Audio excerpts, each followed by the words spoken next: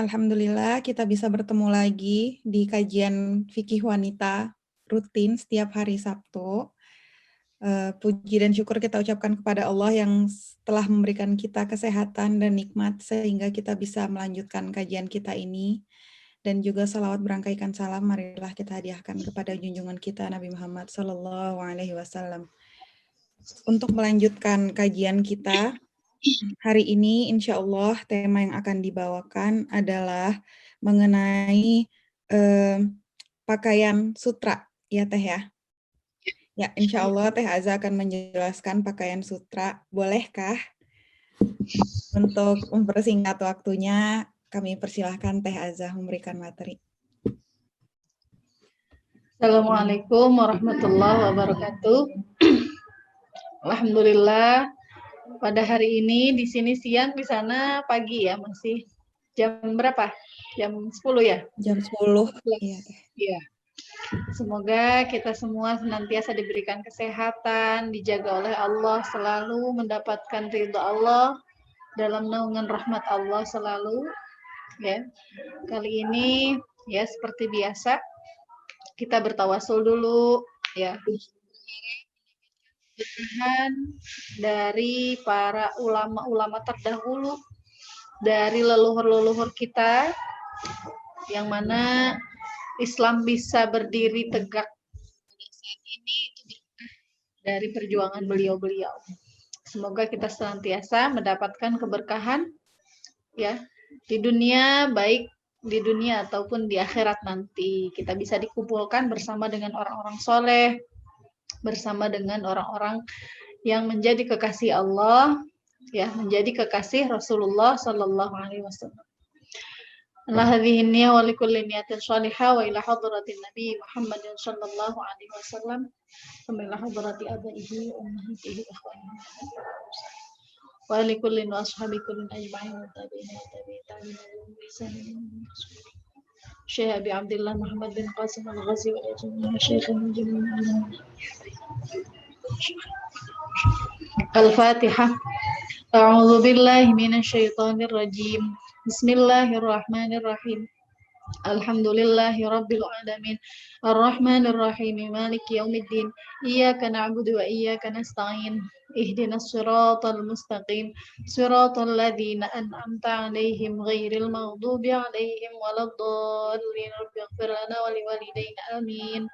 Rabbi syrah li sadri wa yassir li amri wahlul 'uqdatam min lisani yafqahu qawli. Pada pembahasan kali ini sebetulnya bab yang setelah kemarin itu kan babnya bab Jumat ya, cuman tidak relevan ya, maksudnya paling dipraktekannya nanti kalau kita haji dan umroh ya, bisa sholat Jumat. Nah, oleh karenanya saya cari lagi nih temanya apa. Jadi mungkin ini yang pas adalah babnya bab libas. Ya. Libas itu apa? Pakaian. Ya. Yang mana awalnya boleh kita bahas dulu tentang aurat ya. Kalau aurat itu kan sebetulnya sudah dibahas di awal waktu di pembahasan tentang sholat. Ya. Jadi aurat bagi wanita ya, itu ketika sholat adalah seluruh tubuh kecuali wajah dan kedua telapak tangan. Ya, kemarin sudah dibahas ya bahwa telapak tangan itu ada bagian batin atau dalam, ini bagian zahir, bagian luar. Ya, maka ketika kita sholat, misalkan ada yang menyangkal kok itu tangannya kelihatan ya, karena mayoritas umumnya orang itu taunya telapak tangan itu ini, ya kan? Taunya telapak tangan itu ini, ya. Jadi yang disebut dengan kafun, kafaini, dua telapak tangan itu adalah ada bagian batin, ada bagian zahir, ya. Kemudian ini disebut dengan pergelangan tangan, sebelah sininya tangan yadun, ya, yang di atas setelah siku itu disebutnya lengan, ya. Maka batas-batasan ini sangat penting sekali untuk mengetahui mana wajib pembasuhan ketika wudhu ya, yang disebut dengan tangan, tangan itu yang sebelah mana. Jadi aurat bagi wanita ketika sholat seluruh tubuh, wajah itu mulai dari tumbuhnya rambut sampai dengan tulang di sini ya. Maka sebetulnya ya baiknya Syarifah kita lihat beliau-beliau itu kan senang memakai pasmina ya, yang mana pasmina ini kan pasti di atas, dinaikkan ke atas ya, dagunya ini tertutup. Jadi sempurnanya kita berpakaian itu adalah yang terlihat hanya wajah dan telapak tangannya saja. Tutup seperti ini. Ingin sempurna, saya juga belum bisa sempurna ya. Jadi banyak versi ya. Kalau mazhab Syafi'i yang aslinya Imam Syafi'i yang menafsirkan dari berbagai hadis itu aurat wanita di luar sholat adalah seluruh tubuh ya. Maka syarifah keturunan Rasulullah yang sangat menjaga ya, itu memakai cadar tidak hanya dari sini. Setelah pakai cadar, ada lagi tutupnya di kepala seperti ini. Sampai matanya pun nggak terlihat. Itu yang mengikuti kehati-hatiannya seperti itu. Ya, tapi dipelajari lagi ada ashabus Syafi'i, santri-santri dari Imam Syafi'i, murid-murid Imam Syafi'i yang juga derajat keilmuannya itu bisa mentahkik ya, menjelaskan satu hukum hadis ya. Itu memberikan penafsiran bahwa menutup wajah niqab ini tidak wajib, masih dalam perdebatan gitu ya. Jadi kan sering nih ya kita kalau misalkan berhadapan dengan yang memang sudah biasa menggunakan niqab itu akan terjadi perselisihan. Jadi niqab itu memang niqab atau cadar ini memang masih dalam perselisihan gitu ya. Yang disepakati ulama itu adalah seluruh tubuh kecuali wajah dan kedua telapak tangan itu tadi ya. Adapun warna itu yang penting menggunakan kain yang tidak nerawang, yang tidak menampakkan warna kulit ya. Jadi ada kain yang ketika dibeginikan warna kulitnya itu terlihat gitu ya. Nah, itu tidak mencukupi dalam berpakaian. Yang akan saya bahas pada kali ini sesuai dengan babnya ya, itu adalah al-libas. Dalam bab libas ini langsung dijelaskan baik dalam kitab fikihnya ataupun kitab hadisnya ya. Saya bawa kitab hadis Bulughul Maram yang mana beliau langsung membahas dalam kitab Fathul Qarib pun sama. Libas ini pengarahannya ke kain ya. Kriteria dari kain yang kita gunakan itu ada sabda langsung dari Rasulullah Shallallahu Alaihi Wasallam ya, yang mana bunyinya langsung dengan jelas.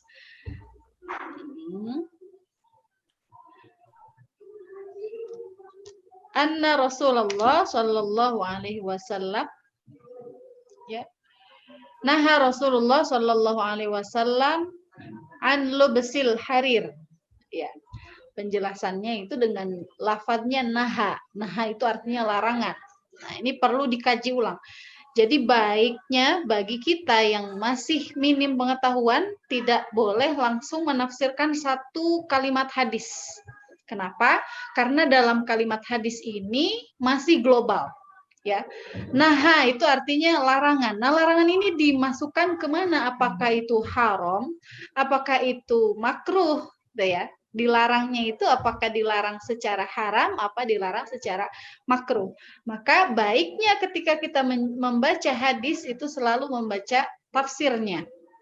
Ya, maka kalau memang hadisnya itu tentang hadis hukum-hukum fikih, langsung saja kita baca kitab-kitab yang sudah hasil jadilah. Ibaratnya kita kan kalau makan di restoran ya, kita nggak pernah tanya ini pakai lengkuas atau enggak, ini pakai garam atau enggak, ini pakainya masako atau roiko, itu kan nggak pernah kita tanya dasar bahannya itu, yang penting kita tahu makannya.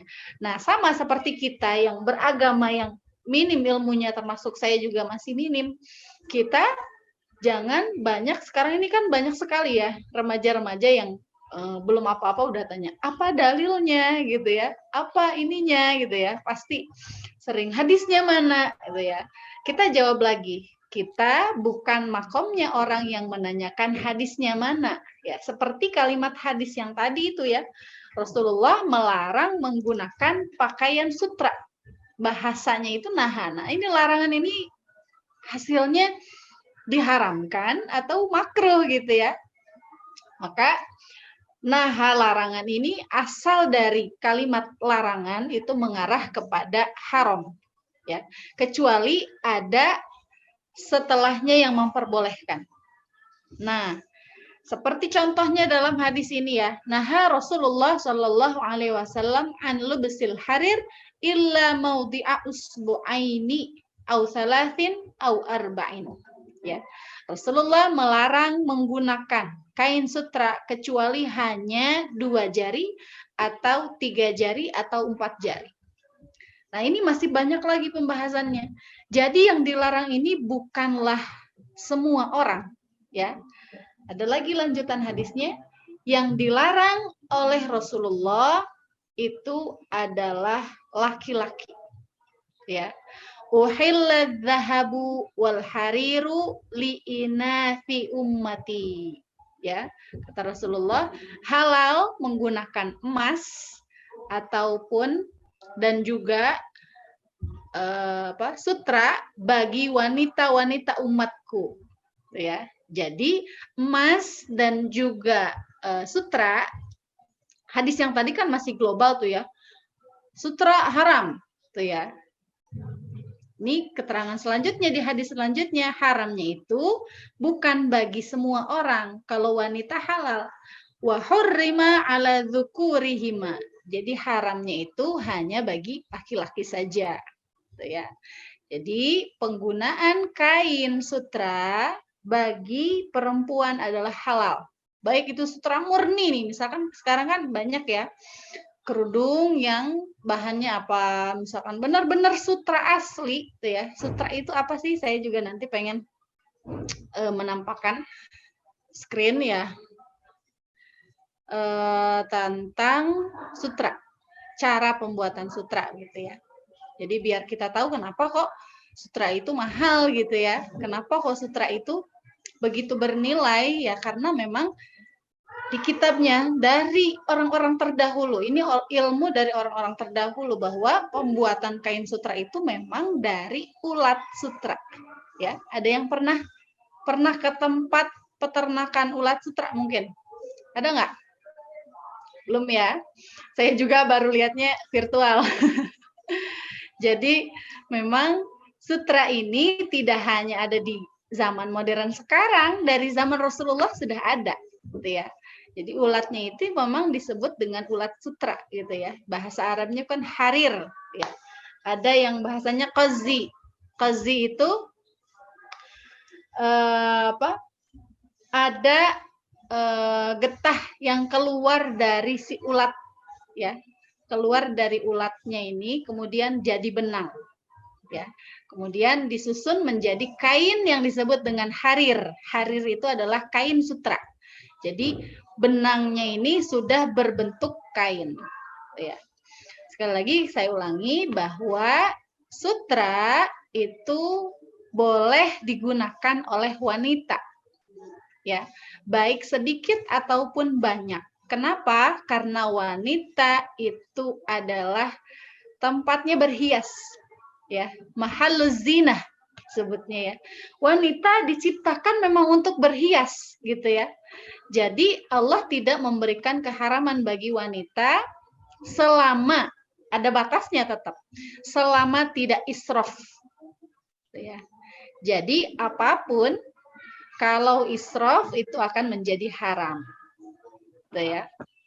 Jadi sutra dan emas wanita boleh pakai cincin, boleh pakai perhiasan, boleh pakai anting, boleh. Kenapa? Karena wanita adalah mahalluz zinah, tempat untuk berhias. Zinah ya, beda dengan zina ya. Ada zina, ada zinah ya, pakai ta bulat belakangnya tak marbutoh. Itu artinya berhias. Memang wanita ini diciptakan oleh Allah untuk berhias, menghiasi. Ya nggak ada, kalau nggak ada wanita ini dunia nggak akan ada apa namanya ramainya itu kan karena ibu-ibu ya biasanya. Karena remaja, karena ibu-ibu ya, wanita-wanita ini memang menghiasi gitu ya. Kalau laki-laki semua ya lihatlah seperti asrama-asrama yang hanya laki-laki saja. Mereka ketika bikin drama pun ada yang pura-pura jadi ibu-ibunya gitu kan. Jadi memang wanita itu tempatnya berhias. Nah, lain halnya ketika emas itu digunakan oleh laki-laki. Ya, laki-laki tidak boleh menggunakan emas. Dia hanya diperbolehkan menggunakan fiddah. Fiddah itu apa? Perak. Dan ada batasnya selama tidak israf. Israf itu apa? Berlebihan. Jadi secara umumnya ya, israf urfan. Urfan itu umum. Seumumnya masyarakat Indonesia ini, masyarakat kita ya, atau daerahnya, itu umumnya pakai cincin 3 itu berlebihan atau enggak, gitu ya. Kalau sampai ada orang 5 jarinya semuanya pakai cincin dan kata orang itu berlebihan banget gitu ya. Nah, maka terkenalah hukum haram walaupun dia wanita. Ya. Jadi menggunakan cincin emas itu boleh asalkan tidak israf. Israf itu berlebihan seperti kan banyak ya ibu-ibu biasanya yang dari luar Jawa itu ya. Teh Lia tetangganya pada pakai ini enggak? Ya, Kalungnya ya. sampai berderet ya. Gelangnya juga itu kalau memang adatnya seperti itu boleh. Tapi ketika keluar dari hukum adatnya sampai berlebihan banget ya. Berlebihannya tuh sampai kata orang-orang tetangganya, wah itu kok ini banget ya. Nah itu ketika ada kalimat berlebihan ya, israf itu keluarlah hukum haram. Baik itu laki-laki atau perempuan. Jadi laki-laki boleh menggunakan perak saja, pakai cincin perak. Ya, Rasulullah pun menggunakan cincin dari perak. Rasulullah menggunakan cincinnya itu di kelingking. Ya, jadi kalau ingin menyerupai Rasulullah, cara menggunakan cincinnya itu di kelingking. Ya. Banyak habaib-habaib kalau kita pengen memperhatikan ya, itu rata-rata beliau menggunakan cincinnya itu di kelingking. Ya. Itu boleh asalkan tidak berlebihan. Segala sesuatu yang israf, yang berlebihan itu akan menimbulkan hukum haram. Ya. Kemudian sutra bagi laki-laki gimana? Ya, kalau perempuan tadi kan mahal zina. Memang perempuan ini diciptakan untuk berhias ya. Kita boleh berhias, menghias wajah, menghias tubuh ya. Yang tidak boleh itu adalah merubah. Ya.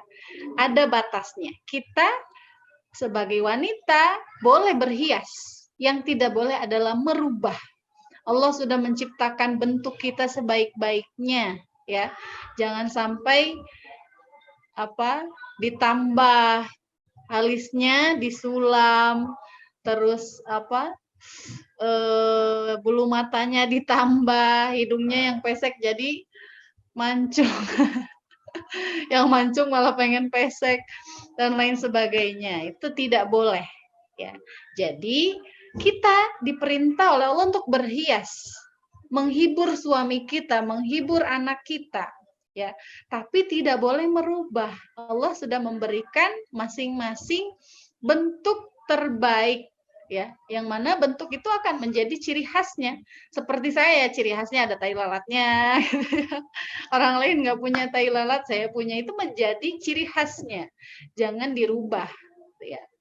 Ketika menambah ya dirubah yang memang itu sebetulnya kalau memang merubahnya tuh kayak misalkan gini ya, di hidungnya ada daging tumbuh gitu ya, misalkan naudzubillah. Misalkan di dekat hidungnya itu ada daging tumbuh. Kalau tidak dihilangkan itu akan menjadikan besar, tambah besar jadi penyakit misalkan ya. Itu harus diangkat, dibersihkan. ya. Tapi selama normal semuanya yang ada di tubuh kita normal, hidungnya, penciumannya semuanya normal, maka jangan dirubah, gitu ya. Karena bentuk cara kita bersyukur kepada Allah adalah dengan merawat sebaik-baiknya. Kalau yang tadinya hitam manis terus pengen dirubah jadi putih itu boleh, ya, karena kulit itu kan memang ada apa disebutnya pigmen apa? Kulit apa? Zat lilin apa? Di bawah pigmen kulit ini kan memang orang Indonesia ya, yang kulit Asia itu memang bisa berubah. Kalau yang bule kan nggak bisa berubah, makanya mereka berjemur berapa jam pun nggak akan jadi hitam kan, beda sama orang Indonesia. Kalau berjemur langsung jadi gosong kan. Nah, jadi kalau menggunakan whitening itu boleh, ya. Yang tidak boleh itu taghyirul khalqi, merubah bentuk. Ya. Kemudian sutra bagi laki-laki tidak diperbolehkan jika sutranya itu adalah sutra murni. Ada ya sutra biasanya kalau sini lumrahnya sarung, ada sarung yang sutra itu ya, sarung yang mulai harganya lumayan tuh ya, ada yang sutra. Itu boleh menggunakan kain sutra asalkan kadar sutranya yang digambarkan oleh Rasulullah hanya 2 jari atau 3 jari atau 4 jari. Artinya apa? Tidak sutra murni. Ya, lebih banyak kain bahan lainnya daripada bahan sutranya. Ya. Jadi untuk laki-laki ada batasannya, boleh menggunakan kain sutra asalkan dicampur dengan bahan lain. Tapi kalau untuk anak kecil, ya, dalam kalimatnya mungkin ada ya adat seperti di Madura, saya pernah lihat itu anak kecil baru bayi lahir laki-laki dia dipakaikan apa namanya kalau bahasa Sundanya gengge itu apa, bukan, kalau gelang kan di tangan, ini di kaki pakainya, gelang ya. Kaki. Gelang kaki. Ya, gelang kaki tapi dari emas. Nah, yang pakainya ini bayi laki-laki, ya. Jadi katanya teman saya bilang itu memang adat adat daerahnya gitu, seperti itu. Nah, bagaimana itu haram atau enggak? Ya, saya juga tadi baru sadar, padahal udah pernah belajar, cuman lupa. Jadi untuk laki-laki yang belum berusia 7 tahun itu boleh. Ya. Jadi halal bagi orang tua untuk memakaikan anaknya. Sini. Lafadznya saya baca. Wa yahillu lil waliyyi ilbasus sabiyyi al-harira qabla sab'i sinina. Ya. Boleh bagi seorang wali itu orang tua, menggunakan memakaikan harir dan sutra dan juga emas pada anak kecil yang belum berusia 7 tahun. Ya. Kan wajib sholat itu, kita sebagai orang tua wajib memerintahkan sholat kepada anak itu mulai 7 tahun ya. Nah, sebelum usia 7 tahun ini, anak kecil boleh bajunya dari sutra murni, boleh. Terus dari dipakaikan emas seperti tadi ya, gelang kaki itu boleh. Jadi tidak haram kalau memang adatnya seperti itu. Tapi ketika dianggap sebagai sesuatu yang berlebihan, kembali lagi ke hukum israf tadi ya, itu nggak adatnya, tapi dia hanya ikut-ikutan karena tren misalkan. Bukan adatnya, tapi hanya mau pamer atau dia ingin memang suka berbuat sesuatu yang apa sih biar terlihat apa gitu ya, itu akan jadi haram karena hukum israf tadi gitu ya. Jadi bolehnya kalau memang urf itu hukum adat secara umumnya orang di situ bagaimana. Tuh. Jadi nggak ini saya mau lihatkan apa namanya pembuatan sutra gimana Teh Aziza? Saya mau view. Jadi host dulu sih baru bisa sharing. Bentar ya Teh. Gimana? Oh belum ya, belum diatur ya. Co-host. Iya. Oh iya. Udah sih? Udah. Oh, udah. Sabar. Gitu. Bentar ya.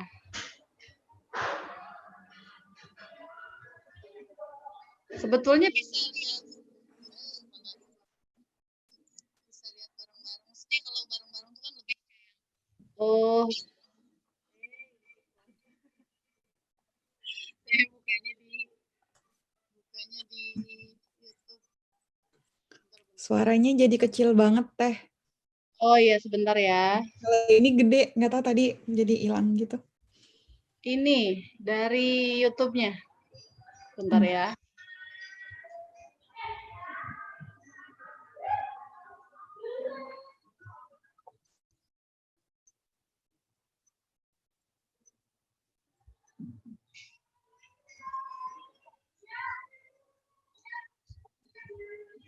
Salah pencet. Mana sih?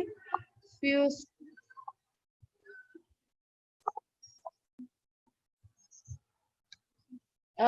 Sulit, saya nggak bisa. Bisa? Ada? Bisa ada Teh. Iya.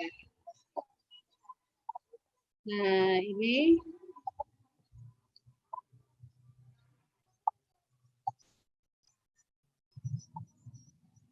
sebetulnya kalau lihat lebih jadi jijik sih.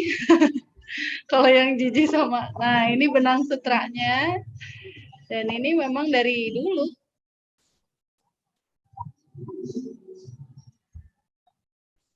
Ada peternakan khusus dari ulat sutra ini. Kenapa kok bisa jadi mahal? Karena memang diambil dari ulat. Ulatnya, kepompongnya lah ya. Jadi ulat itu kan punya kepompong ya, bikin kepompong itu sebagai rumahnya gitu ya. Nah, ini menjadi jadilah kain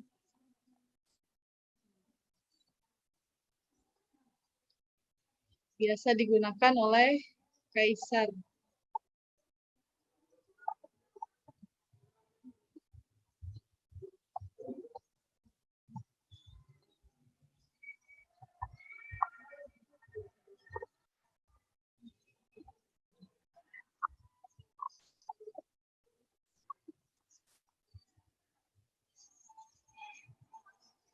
Cukup ya, mungkin ya. Nah, jadi saya stop ini.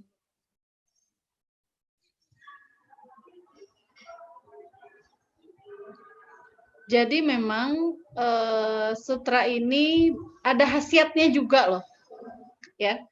Jadi sutra itu Rasulullah menyampaikan ada 2 sahabatnya yang sakit gudik.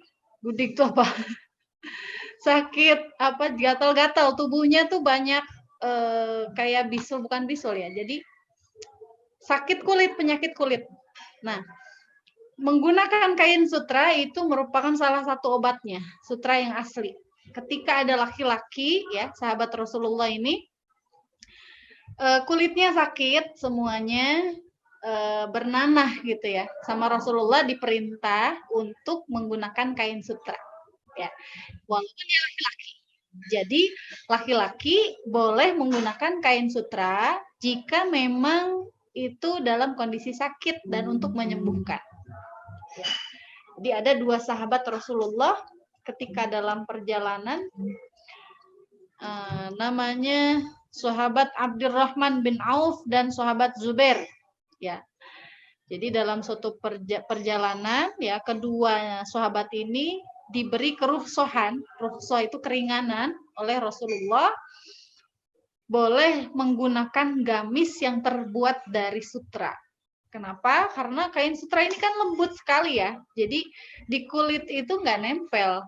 Ketika kulitnya itu bernanah, ya justru itu akan mengobati juga.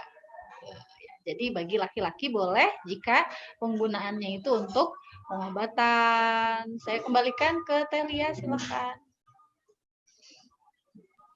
Terima kasih Teh Azah untuk pemaparan materinya. Kita langsung mulai sesi tanya jawab aja Teh. Boleh, silakan. Untuk tante-tante ataupun mbak-mbak yang memiliki pertanyaan, boleh dinyalakan mic-nya atau ditulis di kolom chat.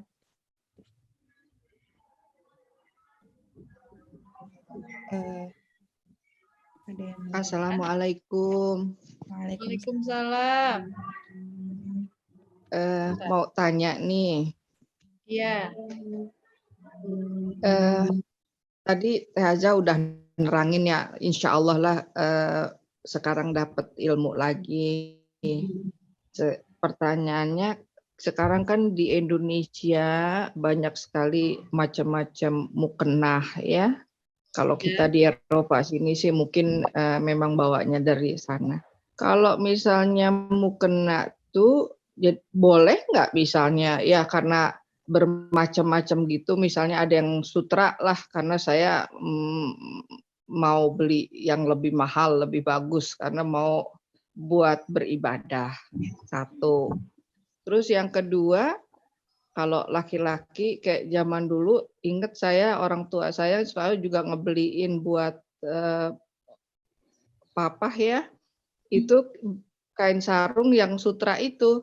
Apakah itu juga maksudnya boleh juga dipakai buat sholat Jumat, sholat Idul Fitri atau gimana gitu? Makasih Teh Haja. Ya, sama-sama. Ya Ibu, jadi sutra ini untuk wanita boleh, baik itu digunakan sebagai pakaian atau alat sholat ya, ataupun dijadikan spray untuk kita tidur atau alas duduk ya. Dalam kitabnya disebutkan lil firash. Firash itu apa? Kasur ya. Jadi kasurnya itu terbuat dari sutra misalkan ya. Kita tinggal di presiden room misalkan. Yang ruangannya itu khusus presiden, ternyata semuanya terbuat dari sutra, itu gimana? Boleh ya kalau yang menggunakannya adalah wanita ya. Jadi kasur yang terbuat dari sutra, pakaian yang terbuat dari sutra, mukena yang terbuat dari sutra, alat sholat yang terbuat dari sutra boleh digunakan untuk wanita. Ya, wanita tuh boleh pakai sutra, menggunakan emas boleh. Karena wanita adalah tempatnya berhias, ya. Yang tidak boleh itu adalah laki-laki menggunakan sutra yang murni. Ya, kebanyakan sarung di Indonesia itu bukan sarung murni sutra, pasti dicampur dengan bahan kain lain. Karena kalau sarung sutra itu pasti nanti akan rawang ya, karena sutra asli itu kan tipis sekali ya, pasti dicampur dengan bahan lain. Sesuai hadis Rasulullah, Rasulullah memperbolehkan menggunakan kain campuran sutra. Kain campuran sutra itu seperti apa? Yang sutranya itu lebih sedikit daripada bahan lain. Misalkan bahan katun, ya, dicampur dengan sutra. Di label mereknya ada sutranya berapa persen, kemudian cottonnya berapa persen, misalkan gitu ya kan. Dalam kain tuh biasanya ada 100% cotton gitu ya, misalkan. Itu kita bisa melihat dari label dari merek barangnya itu gitu ya. Kalau memang sutranya itu lebih banyak presentasinya, prosentasenya daripada sutranya lebih banyak daripada kain bahan lain, maka nggak boleh ya. Tapi kalau sutranya itu lebih sedikit daripada bahan kain lain, itu boleh. Jadi yang diperbolehkan adalah bahan kainnya lebih banyak kain lain daripada kain sutra. Jadi boleh-boleh aja. Bisa dipahami, Ibu? Iya, terima kasih Teh Haja. Sama, Ibu.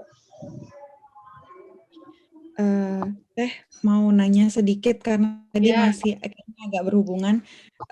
Kalau misalnya si sutra asli ini di dalam ruangan bed cover misalnya, berarti laki-lakinya nggak boleh tidur di situ?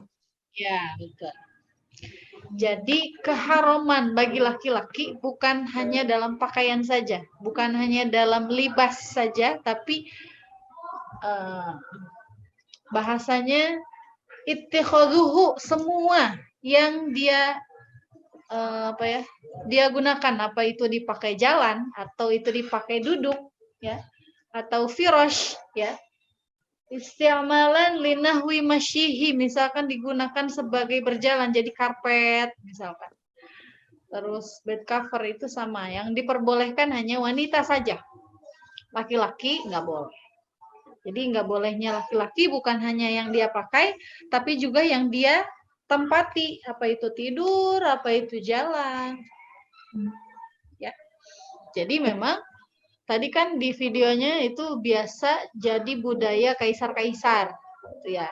Karena kaisar-kaisar ini kan non-muslim ya, jadi nggak boleh kalau diterapkan di orang Islam.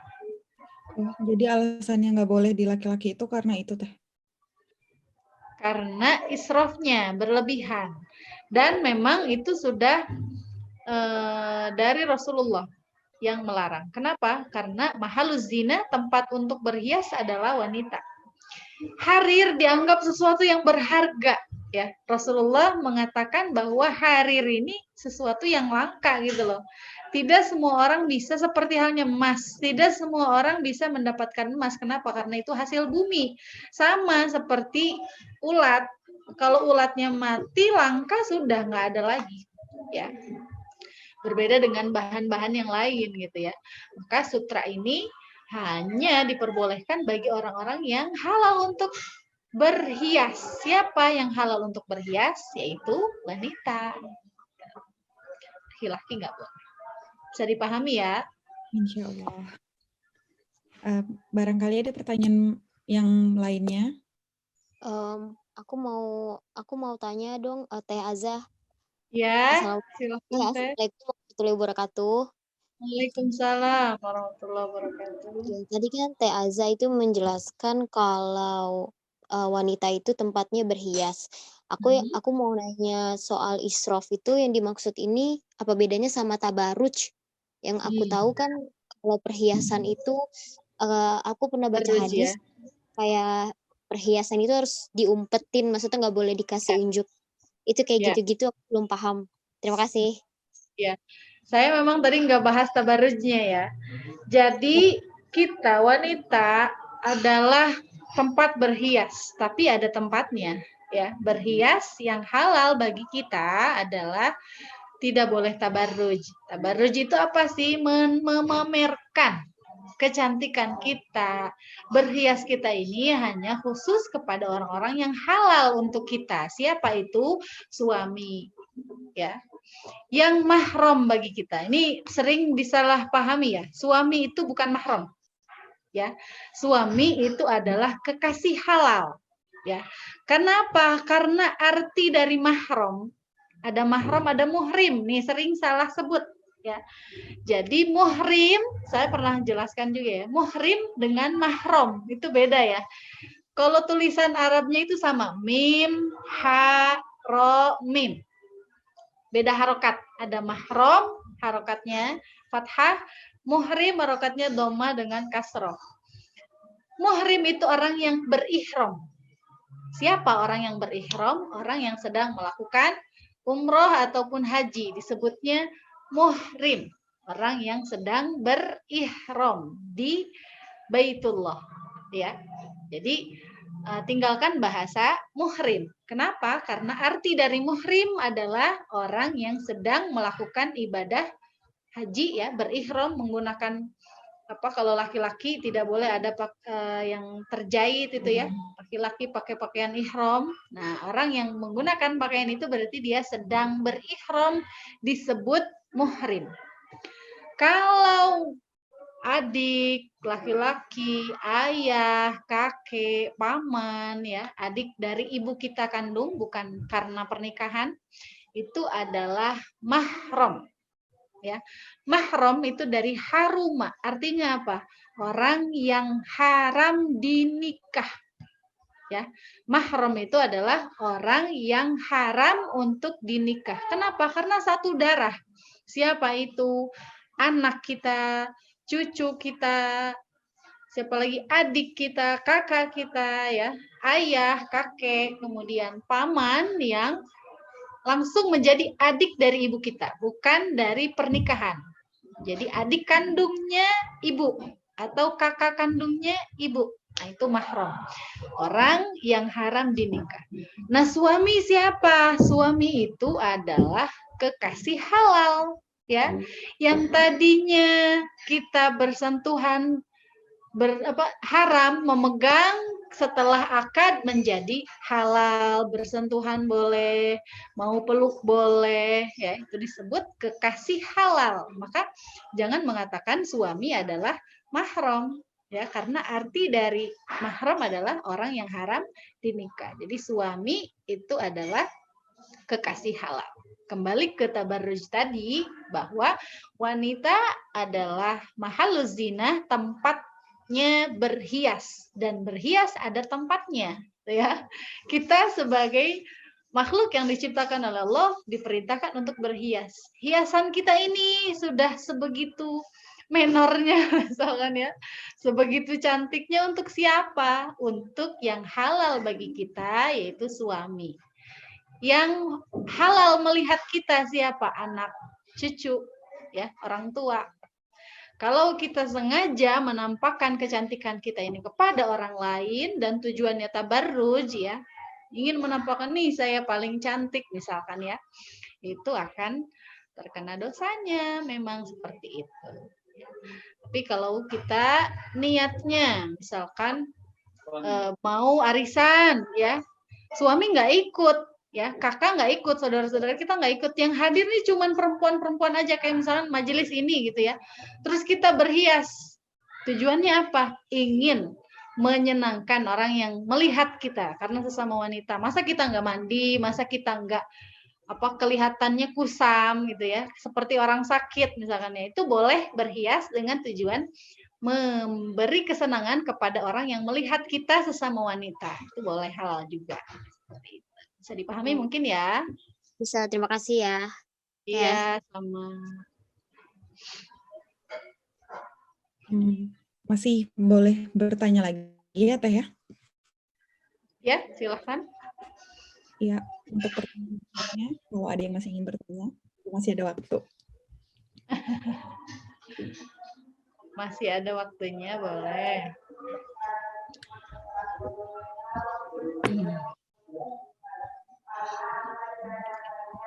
Nah, ini ya, untuk emas yang digunakan itu walaupun terkumpul 1 nisab, kalau semuanya digunakan, itu nggak wajib untuk zakat.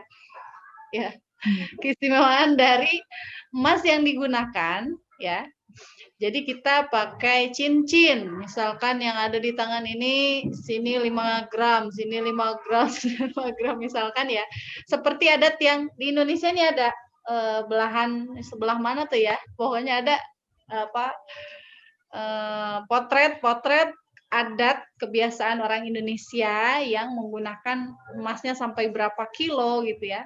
Itu kalau memang digunakan dan secara adatnya itu lumrah gitu loh, sebagai hiasan, bukan sesuatu yang berlebihan gitu ya.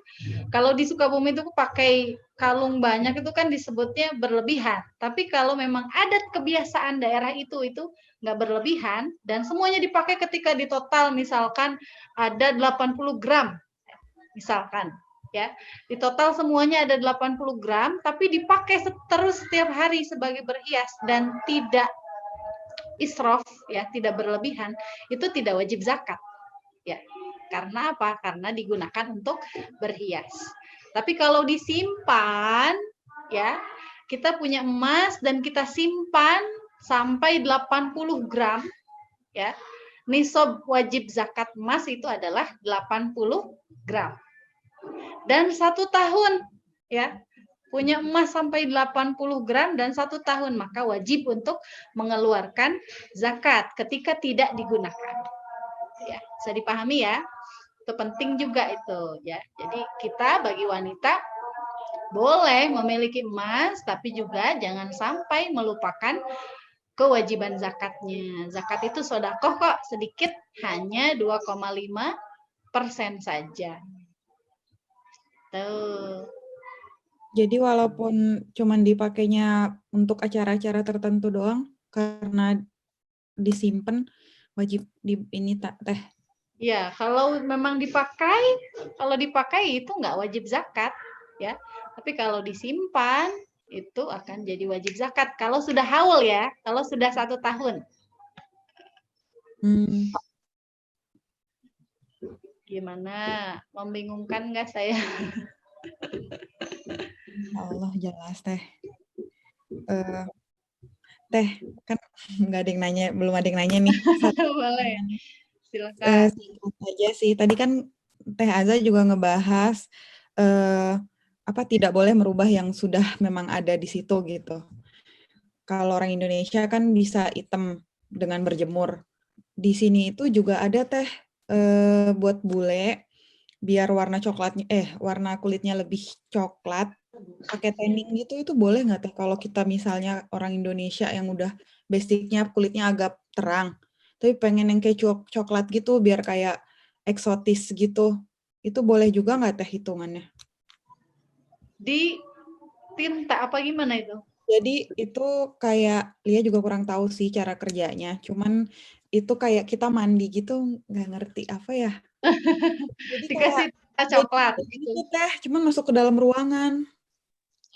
Ke dalam Kayak tabung. sauna. Iya gitu, ke dalam Dalam tabung. tabung, solar itu ya. Oh. Kayak disinari matahari aja tapi pakai listrik teh. Oh, UV ya, sinarnya. Oh, jadi berapa jam gitu terus dia jadi gelap gitu. Coklat sih teh. Nggak Coklat. hitam, nggak coklat yang agak orange itu kadang. Kalau memang kriteria orangnya itu memang bisa berubah. Kayak kulit orang Indonesia asli itu kan memang ada pigmennya, apa, lapisannya disebut lapisan apa, lilin ya, bisa berubah. Itu nggak disebut merubah taghyirul khalqi kalau seperti itu. Tapi kalau memang asli kayak orang bule itu kan memang kulitnya nggak bisa jadi hitam. Tapi kalau dia dipaksa untuk berubah jadi hitam itu taghyirul khalqi. Ya. Kan termasuk kulit Asia tuh sama orang Korea juga sama, bisa hitam. Ya, orang-orang Asia. Tapi kalau orang-orang yang di Eropa itu yang lahirnya apa? Hitam ya, hitam tergantung keturunannya kan. Keturunan kulit putih ya putih terus.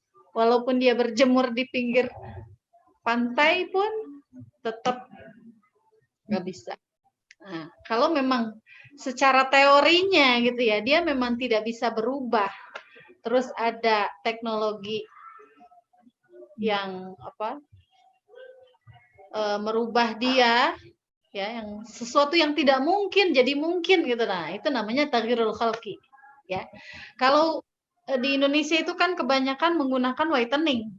Whitening itu memang mungkin. Kenapa? Karena orang Indonesia bisa berubah jadi putih. Kenapa? Karena kulitnya ya bisa gitu. Bisa putih, bisa coklat, bisa jadi hitam sesuai paparan sinar matahari apa enggak. Tapi kalau nggak mungkin kemudian jadi mungkin. Nah, itu disebut dengan taghyirul khalqi.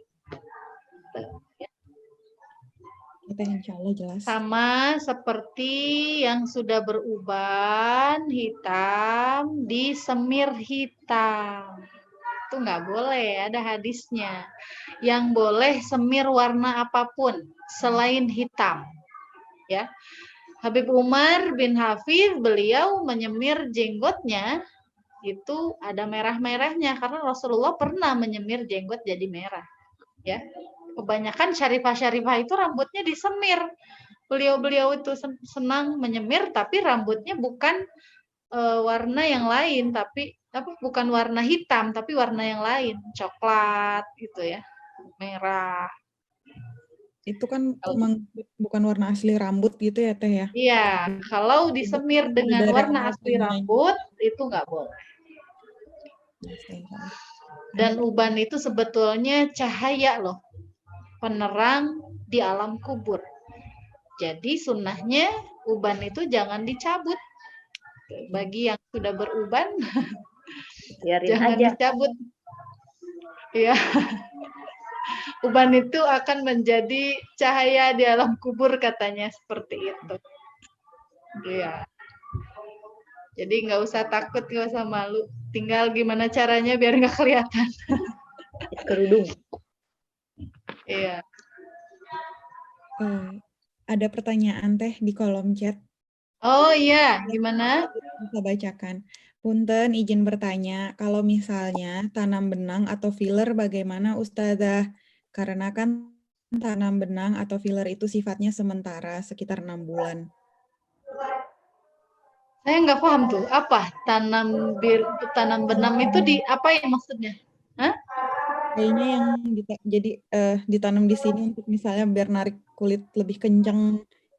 Kayaknya Iya. gitu kalau nggak salah. Atau kalau filler, Bisa tirus gitu loh iya. Teh. Atau kalau filler Oh, untuk bibir biar lebih Seksi. berisi gitu.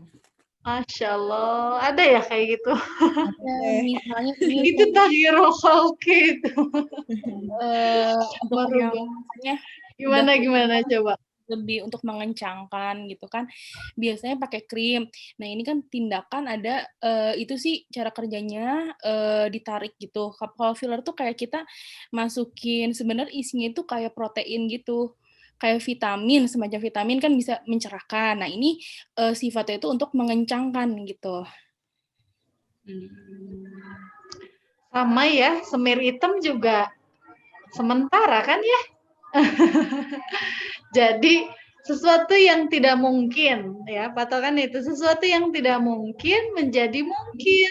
Nah, itu disebut dengan taghyirul khalqi, penciptaan manusia. Kenapa kok tidak boleh taghyirul khalqi? Karena yang berhak mengkholqi, kholik itu siapa? Allah. Kita adalah makhluk secara arti ya, secara bahasa. Kholik artinya kepada sang kholik. Sang kholik itu siapa? Kholik itu adalah yang maha menciptakan. Kita adalah makhlukun. Makhlukun itu artinya yang diciptakan. Maka bagi makhluk tidak ada hak untuk merubah apa yang telah ditetapkan oleh sang kholik, sang pencipta. Gitu ya. Kenapa Allah melarang seperti itu? Hanya Allah yang punya hak prerogatif ya, hanya Allah yang memiliki hak untuk menciptakan gitu ya. Beda loh ya dengan penciptaan kayak tiba-tiba ada laptop, itu beda, penciptaan baru gitu ya. Teknologi bukan merubah yang sudah Allah atur, bukan merubah yang Allah bentuk gitu. Kalau memang berbeda lagi ketika Allah melahirkan, misalkan ya ada bayi yang lahir bibirnya apa disebutnya? Sumbing. Ya, bibirnya sumbing. Dengan bibirnya sumbing ini dia kesulitan untuk makan, ya. Nah, itu boleh dioperasi. Kenapa? Karena untuk kemaslahatannya, ketika dia sumbing, dia akan sulit untuk makan, untuk bertahan hidup. Dia akan sulit untuk baca Al-Quran. Boleh ya dirubah untuk kemaslahatan, karena itu dianggapnya sebagai kecacatan, gitu ya. Tapi ketika sudah sempurna dan itu dirubah, itu Allah tidak suka. Ya. Bisa menimbulkan murka Allah. Bisa dipahami mungkin ya bedanya mana yang perlu dioperasi dan yang tidak perlu dirubah. Gitu. Bisa dipahami ya? Teh Azah, boleh nanya nggak satu lagi? Gimana? Kalau pakai behel karena kecantikan gimana Ustazah? Behel ini memang banyak versi ya. Dan di hadisnya Rasulullah juga ada. Apa ya? Saya juga belum hafal hadis. Pernah saya baca itu ada orang yang menggunakan kawat gigi. Boleh kawat gigi itu digunakan jika untuk kemaslahatan. Misalkan memang giginya itu tidak rata, kesulitan untuk mengunyah, kesulitan untuk berbicara, ya, ada yang terlalu depan, misalkan itu boleh menggunakan. Tapi kalau di luar itu memang setahu saya ulama yang berpendapat yang paling kuat gitu ya untuk berhias itu yang berhati-hati ya, itu nggak boleh. Kalau ulama yang berhati-hati dalam menghukumi itu ya, tapi saya belum menemukan yang memperbolehkannya. Nanti coba mudah-mudahan ada yang memperbolehkan untuk gigi ya. Mudah-mudahan ada, nanti saya carikan. Karena banyak juga ya sekeliling kita yang pakai behel. Tapi kalau selama ini kalau memang alasannya untuk kesehatan itu boleh. Untuk kemaslahatan gitu ya. Tapi untuk berhias saya belum tahu. Oke, Ustazah. Terima kasih. Ya. Sama-sama, nanti saya carikan ya, insya Allah ya. Ya, Ustazah.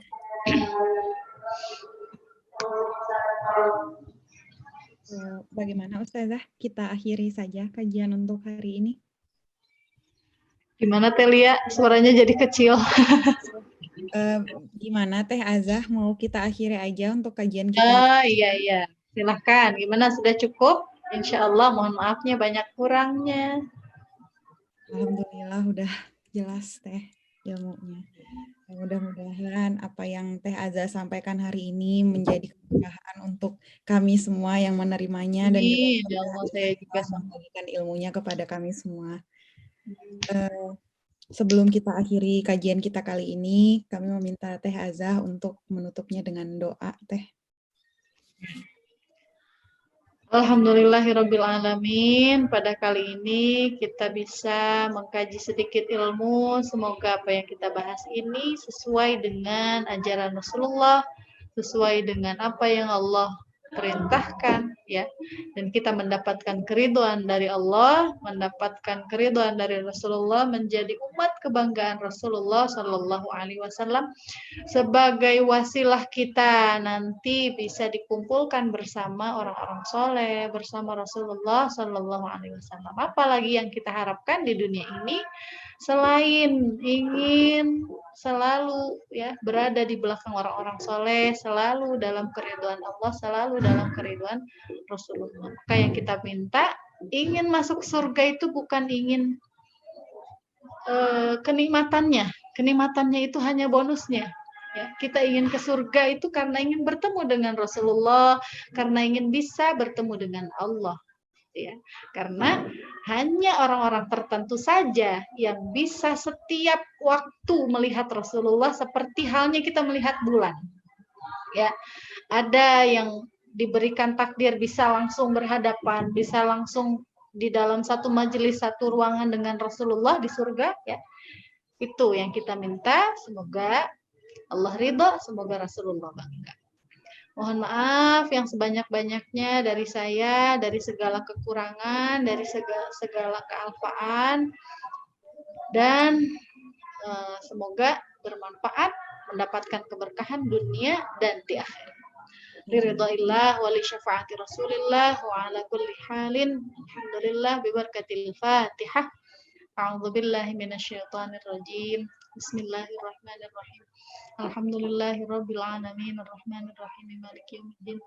Iyyaka na'budu wa iyyaka nasta'in ihdinas siratal mustaqim siratal ladzina an'amta 'alaihim ghairil maghdubi 'alaihim waladdallin. Rabbighfir lana wa liwalidayna amin.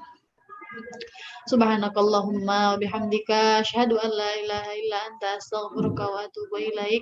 Subhana rabbika rabbil izzati amma yasifun wa salamun alal mursalin walhamdulillahi rabbil alamin. Kurang dan lebihnya mohon maaf dari saya pribadi. Wal afu minkum ihdinas siratal mustaqim. Wassalamualaikum warahmatullahi wabarakatuh. Waalaikumsalam warahmatullahi wabarakatuh. Hatur nuhun. Azah, Sami-sami. ini